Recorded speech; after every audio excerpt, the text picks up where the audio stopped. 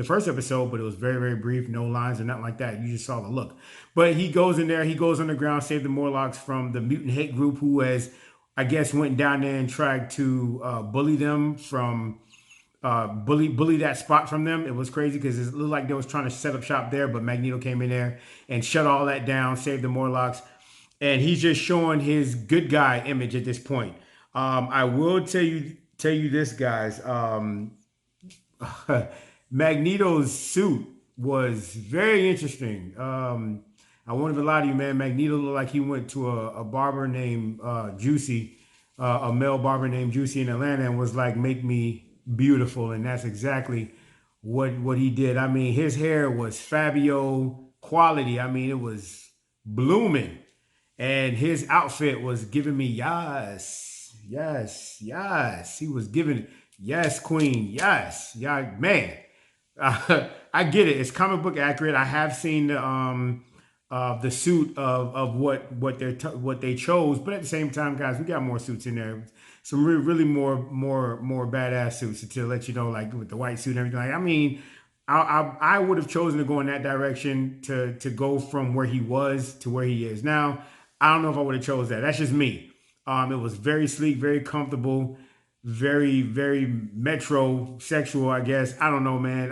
I just don't agree with it. It's not my cup of tea. I wouldn't have done that for Magneto. But it's there. Magneto is very, very comfortable with that suit. You guys let me know what you think about it. Then it pushes past him, you know, showing us his good guy image, and he gets to the mansion where the show moves on to the mansion where the X-Men are having a discussion about whether you should trust him or not. Some are, yes, we should probably give him a second chance, just like the professor would. And the other was just like me, hell to the nah, hell to the nah, because that is still freaking Magneto. Like at the end of the day, he's plotting, he's scheming, and that's just my take on it. Like, I don't think that there should be any trust between them, but it is what it is. And then just like that, Magneto walks in and he's like, you know, hey, listen, I did this today and I did that today, and you know, just letting y'all know I'm one of you guys now. And boy, it gets juicy. Your boy Scott, you know, he's in a position right now where he's even questioning the fact of did the professor even trust him to leave everything to Mr. Eric, aka Magneto. So I don't like that. Y'all already know how I feel about Scott, man. He is my favorite X-Men. So if y'all got a problem with Scott, you got a problem with me. It is what it is. And I just love this new rendition of him and what they're basically showing, that he, you know, he's getting his just due. I love it. I love how he acts. I love how he is. And of course, Jean, his wife, is putting her voodoo on him, her little magic of, listen, maybe this is a good thing, and you know, let's think about the baby, and you know, we possibly got to go, you know, or whatever. So my boy's in conflict and you know, in conflict about that, and I get it. You know, he's got a lot of pressure on him. And then right in the middle of that, choppers come in, and it is the UN coming in to take Eric into custody because he is still Magneto and he's got crimes that he has to answer for. So when they get there, it's pretty cool because they're like, listen, we're prepared for you. All of our weapons are not made of metal, blah, blah, blah. You know what I'm saying? So yeah, we're going to take you in. He like, oh yeah, cool. I'm glad you guys handled that with the weapons, but what'd you come in here again with? Oh, helicopters. Damn, the helicopters are metal, aren't they? Bam. So he takes the helicopters and he brings it in close to them like, yo, at the end of the day, I'm still Magneto. Like, you can't mess with me. Nobody can. It didn't work the first time. What makes you think it's going to work this time? But because he's changed, he said, look, I'm going to go ahead and place these helicopters down. And if I come with y'all, would that be an effort? You know, would that show good faith in you guys, you know, trusting me? And they were like, yeah, well, assume I'm going to be able to have a fair trial so you guys can see that I'm different. They're like, yeah, all right, cool. You're going to have a fair trial. Bam. But he allows them to take him into custody. So that's not something that he had to do. That's something that he was like, yeah, let's go ahead. Let's just get this done. I'm going to let y'all take me in. You know what I'm saying? I'm not going to resist. So he goes into custody with them, and some of the X-Men join just to make sure he doesn't flip out on anybody and hurt anybody. And what ended up happening is they actually had to protect him right outside was the Mutant Hate Group again, but this time they had a little plan. They coming in there with a secret weapon and their so-called champion, and he's introduced as the Executioner. So the Executioner gets in there, and the X-Men notice that, well, Beast notices that, hey, look, his alloy, his armor is made of some kind of energy absorbing armor. So he was he had a good chance against the X-Men themselves. And man, he went in there and he provided some work. He was giving work. He was giving the business to Cyclops, anybody, Bishop, anybody energy related. Storm couldn't affect him. Like, it was a lot going on where this guy was actually balling and he was talking smack in the middle of it. But anyway, he also had this weapon that he constructed that was similar to the mutant collars, but more potent, where one shot would take mutant powers away. In the midst of all this, freaking Jean went into labor. She went into labor. So Wolverine was there, and Wolverine was like, she was like, oh, he's coming, or he's here. And Wolverine was like, wait, what? Who is here? He bring out his claws. Is it Apocalypse? And my thing was, Wolverine, if it was Apocalypse, bro, if it really was, the hell was you finna do with your claws? Apocalypse? Should have said Sabretooth. Should have said somebody you could match with. But you ain't matching with no Apocalypse, bro. Stop it. Get out of here. I'm not doing this with you. I'm not entertaining you. But anyway, so Wolverine said that, and when she said no, the baby, he's freaking out like any man would, and she psychically hands him the keys and her coat. So fast forward to the next scene, they're still going at it in this courthouse, and Cyclops, like I told you, he was getting the business from the Executioner. Everybody was getting the business for the Executioner or whatever, and they flip back out to Wolverine driving like a maniac. I mean, Wolverine's in this Jeep and he's driving like a maniac to the hospital, and Jean is saving people from his antics. I mean, he was driving like a Floridian, man. I mean, that's straight up. Wolverine was driving like somebody straight out of Florida and give a damn about no traffic laws. So he's driving and she's saving people, and I don't know if you guys caught this or not, but she literally took the roof off of his Jeep. I thought that was a cool, for me, like a cool flashback of nostalgia for when the time he cut Cyclops' car and the top. And I think every X-Men fans knows the time that I'm talking about, when he was like, I made Scott a convertible. But anyway, she takes the top off of his Jeep and she's saving people at the same time. There's just a lot going on where her powers are flipping out of control because, she's in labor, contractions, all that kind of stuff. But anyway, she psychically reaches out to Cyclops while he was in the middle of this battle. And she's like, you're a dad and, he's coming. We're going to the hospital. So Cyclops makes another judgment call. And this is why I'm so proud of Cyclops. They really show his leadership skills big time. Because even under all that pressure, he goes, all right, cool. Hey, Storm, take over for me. And she's like, I don't know if I can do this. He's like, you got this. I got to go to the hospital. He's calling all the shots. He's delegating to to make sure people do this and do that. Man, Storm steps up to that plate and she is like, look, do this and do that. Storm put her beautiful foot down. And if you don't know, boy, I have a huge crush on Storm. I love me some Storm. Damn, I love some Storm. Storm was like, in all of her gloriousness and her accent, she's like, y'all need to shut up and listen to me. First of all, take the collar off of that man. These people are coming in here and we got to do what we got to do. We got to get down with our X-Man Thug Dizzle. So they was like, cool, fine, we're going to take it off. Even though they questioned her and she was like, shut up, don't question me. You know what I'm saying? I'm the goddess of the storms. Take it off. So they took off the thing. They listened to her and they geared up. So the Executioner and all the dudes, the Mutant Hate Group comes through. And when they come through the door, Magneto ready. He's defending the judges. By the way, they was also finna come there to kill the judges too. And Magneto's like, it's so funny how we playing by the rules and then look what y'all people are doing. Whatever. Cool. He's defending the judges and he's defending, everybody from these attackers. They're still not trying to hurt him. But at the same time, remember that gun. That gun comes out that Executioner have and he takes a shot at Magneto. The shot is fired at Magneto, but of course they do their slow motion, no, right? Bam, because Storm takes the hit. My baby get hit. My baby get hit. Storm gets hit with it, and she reaches up in the sky, and she's like, I can't feel it. I can't feel the moisture, blah, blah, blah.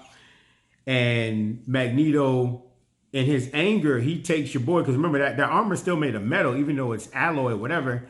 He takes the metal and just starts pounding him into the ground and everything. And he takes him up, and then he takes the judges.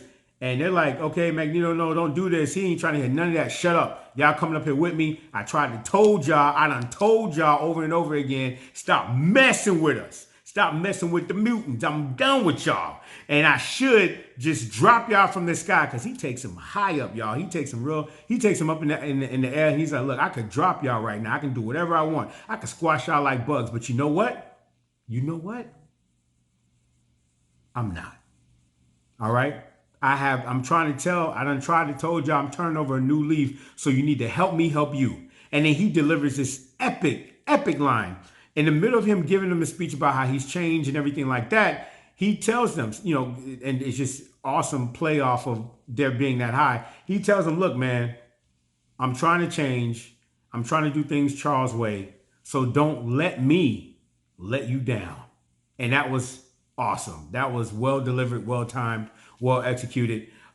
So that happens, and moving forward, I guess they decide to pardon him. They are going to give him a chance, or they are going to give him a second chance, and they get back to the mansion, and it is revealed with Beast analyzing Storm's work, and everything, that her blood work or whatever, I don't know however he's doing this experiment.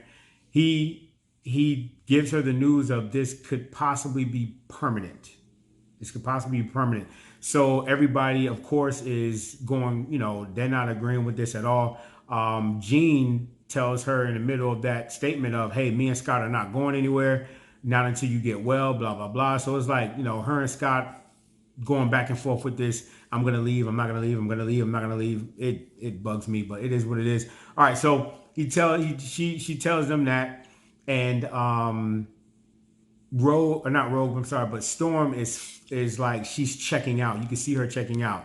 You know what I'm saying? Like, she's not even past that point of what B said. She ain't even trying to be here no more. Like, she ain't trying to hear none of that. All she heard is she ain't finna get her powers back. And I love how they included this.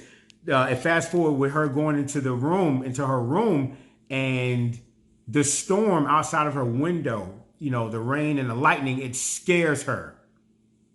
Like, she gets startled from the storm. And I love how they threw that in there, because it's like, wow, like, Storm is scared of a storm. No pun intended, but wow.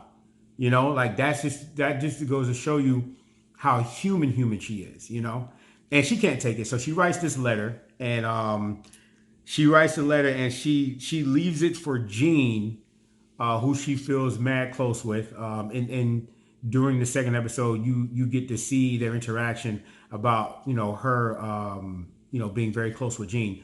She leaves a letter for Jean to read to the X-Men. And as she's reading this letter,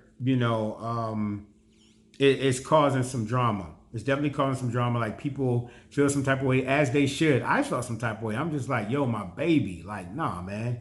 I don't like that. So they need to bring her powers back. They need to bring her back to the fold immediately, sooner than later. I don't agree with her leaving, but it is what it is. And it does add some interesting flavor onto the X-Men. And like I told you guys before, man, the greatest thing about the X-Men is, they give you the superhero stuff. That's awesome. But they also give you something that that a lot of shows don't give you, and that's, or superhero shows don't give you, and that's that relatability, that's that drama. And I believe the X-Men are the forefathers of that, because after that, of course, DC picked up on their animation when it came to their drama and stuff like that. But I'm sorry, man, I'm here for the X-Men drama, man. They're the kings of it, and I think they did a very good job of it.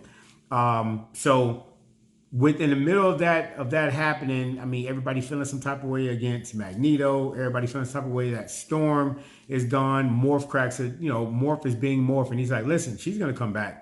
You know what I'm saying? It is what it is. Let's just be optimistic. She'll be back before you know it. And then the doorbell rings. So he's thinking, hey, I told you, So he goes over to the door, and when he opens up the door, another Jean Grey, looks just like Jean and everything, another Jean shows up and she's like, I need the aid of the X-Men. And she faints and falls into Morph's arms.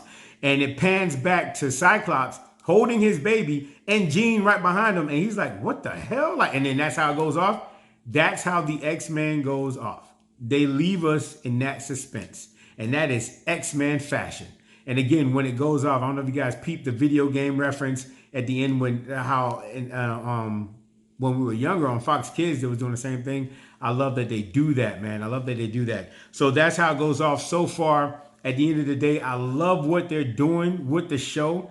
It is a success. It is a big, big success. Thank you, thank you, thank you for what you're doing. You have really brought back some childhood memories for me, and you guys are doing great justice to the X-Men. Let's just keep it up. Do not fall short. Please just keep moving as you're doing, or make it greater. Don't come back down. Again, I hope the controversy that's surrounding the X-Men outside of the show does not affect the show at all. We don't want to see the ripple effect of things that are going on outside the show. Don't care about it. Sorry. Or sorry, not sorry, but give us this show, and please make sure the show is staying where it's at. We don't want to see a change. We only want to see it improving. Comment below, man. Let me know what you guys thought of it. Let me know if you agree with me or not. And let me know everything, man. I want to know what's on your mind. Let me know what you thought about X-Men 97. Guys, don't forget to like, comment, and subscribe if you're feeling the vibes. And don't forget to share. And I will see y'all there on the next review, that is. Handle it! My life is like a movie, so I live it like a feature. I bring the peanut butter when I jam.